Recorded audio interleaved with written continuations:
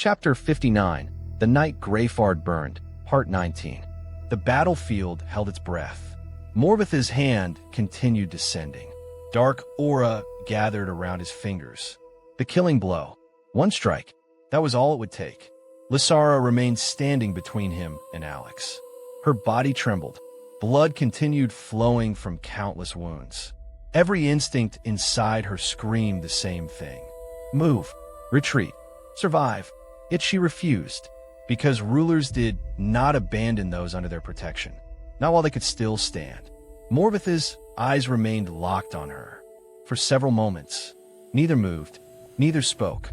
The battlefield watched, waiting, knowing that the next second would decide everything. Then suddenly, the ground shook, a slight vibration, barely noticeable, yet every warrior immediately felt it. Alyra frowned. Salira slowly lifted her head.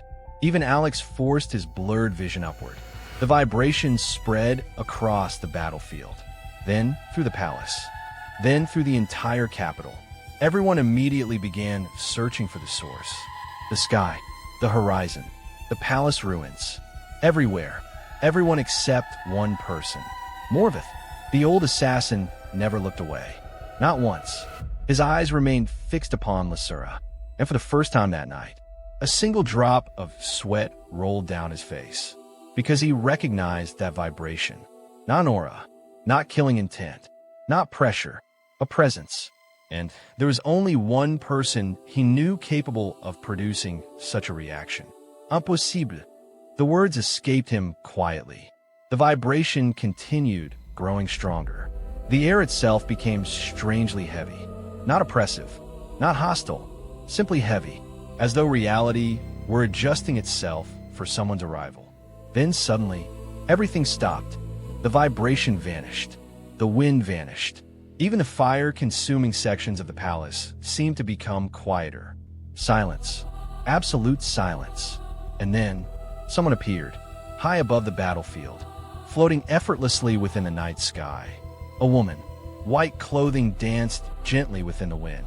Long white hair flowed behind her. Moonlight illuminated her figure, making her appear almost unreal, almost divine. No aura surrounded her. No visible power. No wings. No magical construct. Nothing. Yet she remained suspended within the heavens, as naturally as breathing. The realization struck every experienced fighter simultaneously. Flying. True flight. Salira's face paled. Alyra's eyes widened. Nightmare unconsciously took a step backward. Even the surviving royal guards looked horrified, because everyone understood what that meant. Power. Monstrous power.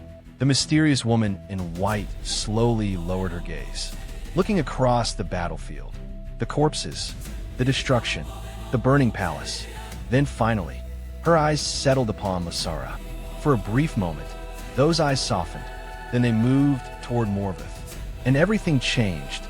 The temperature seemed to drop instantly. The air became suffocating, not because she released power, but because of the expression on her face. She was furious, not irritated, not annoyed, not angry. Furious. The kind of fury that existed beyond reason, beyond negotiation, beyond forgiveness. For the first time since arriving at the palace, Morveth felt genuine danger. The woman slowly descended. Not all the way, only enough for her voice to reach everyone. Then she spoke. Morveth Drager. Her voice wasn't loud, yet it echoed across the entire battlefield. What exactly do you think you're doing? Her gaze shifted toward the burning palace. To my mistress's home? Silence. Then her eyes returned to Lysara. The blood, the wounds, the state she was in. And somehow, the fury within those eyes deepened. What?